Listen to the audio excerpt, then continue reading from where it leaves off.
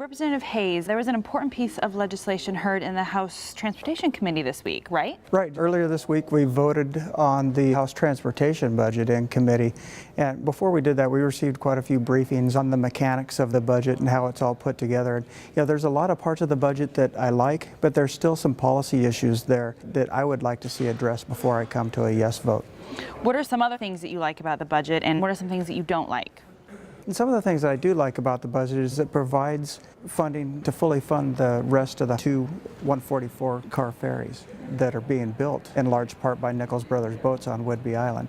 So it was projects like that that are good things about it. It also pushes some safe school funding back towards it to fund a safe school project in Stanwood, which is something that I'd been working on earlier in the session that was going to fall off the end of that funding. But now it increased the funding by amendment. And so that's a good thing.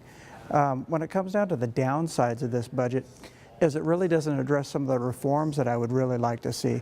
One of those reforms is the fact that we pay sales tax on all of our transportation projects.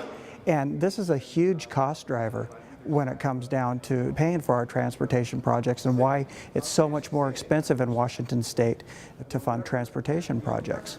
So that's one of a few reform issues that I would really like to see addressed. So what are your overall impressions of the proposed House Transportation budget? One thing about this budget is it really is a bare bones budget. It actually reduces appropriations by about $1.9 billion. And that's encouraging to me. It's encouraging because it makes me feel that we're going in the right direction. We're just not quite there yet.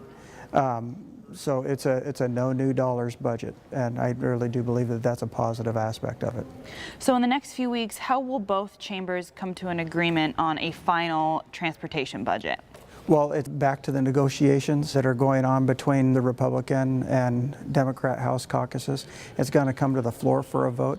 But once that's done, it's going to come down to a big negotiation process between the House and the Senate and the governor's office to put all of these details together.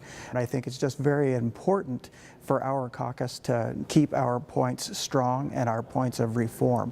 Because frankly, without those reforms in place, we need to just do everything that we can to make our dollars go further.